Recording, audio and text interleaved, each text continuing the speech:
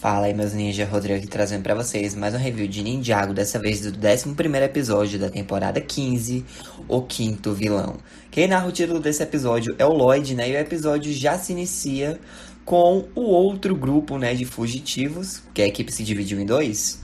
E aí nós vemos o Jay, o Cole, o Lloyd e o Fugidove, eles continuam viajando pelo deserto, né, em busca do posto de gasolina do Twitch Team.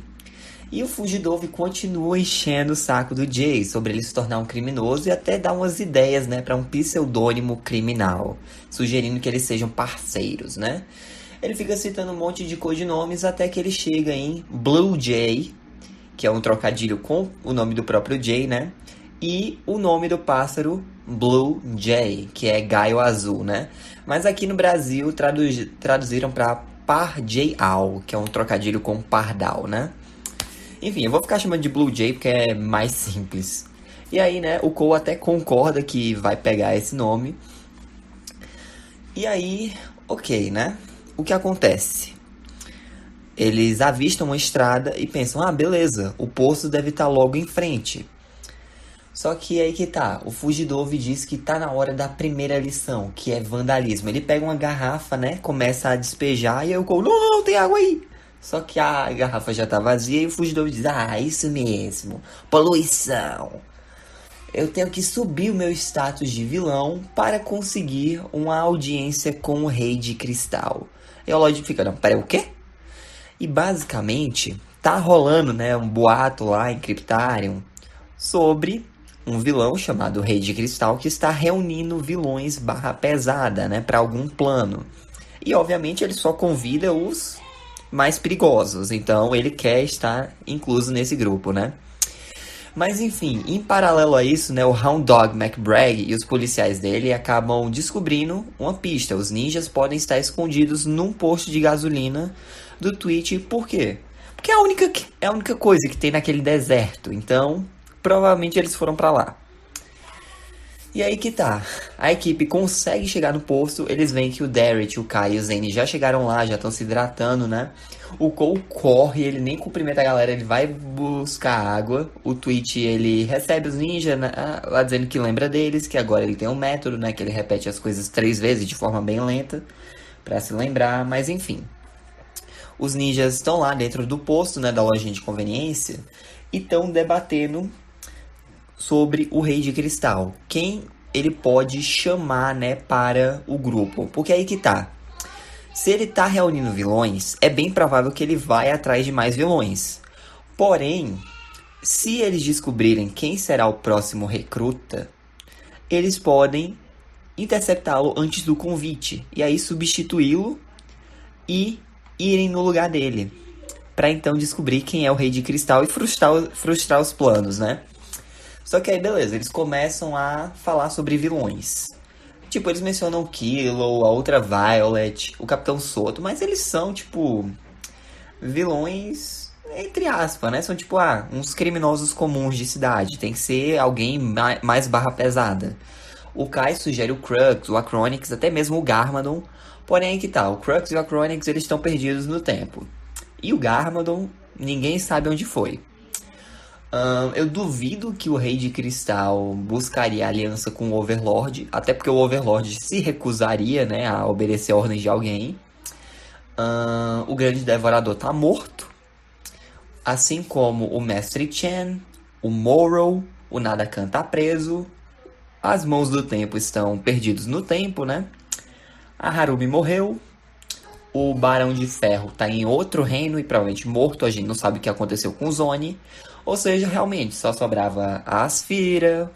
O Nagami foi reformado, então sobrava quem? A Asfira, o Vangelis, o Kalmar tá morto. Então aí que tá, o Fugidove revela que a Asfira foi recrutada pelo Mascarado do Kabuki. Ou seja, o Rei de Cristal já tem 3 vilões do lado dele, a Asfira, o Pythor e o Vangelis. E qual é o próximo vilão que eles deduzem? O Mecânico. Por quê? Beleza, ele é um criminoso comum de rua, porém, foi ele que libertou o Nagami.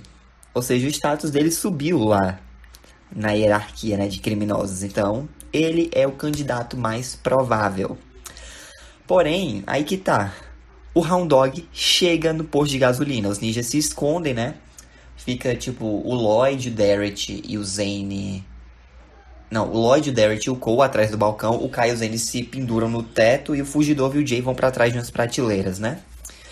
O Hound Dog e outros policiais ficam fazendo algumas perguntas e o Twitch acidentalmente acaba expondo os ninjas, né? O esconderijo deles. Então, o Twitch sai correndo dali, né? Nervoso quando descobre que os ninjas vão ser presos. O Fugidor empurra o Jay pros fundos e diz que é pra ele não se esquecer dele nunca. E aí o Fugidor se sacrifica derrubando prateleira em cima dos policiais, pulando em cima deles e mandando os ninjas irem embora e protegerem, né, o Blue Jay dele. E aí, beleza. Os ninjas e o Derek escapam, né? O Kai dispara fogo lá na viatura do Hound Dog. Eles fogem num outro furgão da polícia, deixando o Hound Dog e os outros presos ali, né? E o prefeito Trustable vai ficar furioso porque ele disse: não percam o outro veículo. E aí que tá, os ninjas retornam pra Ninjago City e procuram um mecânico no antigo esconderijo dele, aquele fliperama lá, né? Tipo, eles até consideraram que ele tivesse mudado de esconderijo, mas estavam torcendo pra não ter mudado. E aí que tá, ele não mudou mesmo. O mecânico aparece, começa a atacar os ninjas, ele fica na vantagem porque tá cheio de braço, cheio de tentáculo ali, mas o Lloyd empurra uma máquina, né, do Prime Empire em cima do mecânico, prendendo-o. Que irônico, né? E aí, beleza. A equipe amarra o mecânico lá naquele caminhão de macarrão dele, né? E o Zane usa os equipamentos do mecânico para projetar um sistema de GPS e ele vai rastrear o Lloyd num mapa, né? Basicamente, o Lloyd está disfarçado de mecânico e aí, né, ele vai esperar o convite. E aí, quando ele for convidado, quando o mecânico for convidado, né, os ninjas vão seguir de longe através do GPS do rastreador. Bem bacana, bem esperto esse plano, né? Dito e feito, uma aranha de cristal aparece e projeta, né, o convite do mascarado para o mecânico. Enquanto, né, o mecânico lá, né, o Lloyd, aceita o convite. A aranha pula de novo num buraco que fez no chão e o mecânico a segue para o subterrâneo, assim encerrando o episódio. Gente, tá muito tenso, a gente já tá se aproximando do fim da primeira metade da temporada e é por isso que eu digo, meu Deus. Eles estão indo muito bem. Não sei como eles conseguiram desandar a parada. Vocês vão ver nos próximos episódios o que é que vai acontecer. Mas enfim, vamos para as curiosidades, né? A trivia. Essa é a primeira vez em que nós vemos o interior do posto de gasolina do Twitch, pois o posto já tinha aparecido brevemente antes. Foi no especial da ilha, só que nunca a parte de dentro. Esse é o único episódio em que o Lloyd usa a máscara do guide fugitivo dele. Existe uma versão desse episódio em que a faixa de pedestre lá numa das ruas de Ninjago é branca, ao invés das cores do arco-íris. E essa versão do episódio foi exibida em alguns países como a China, por exemplo.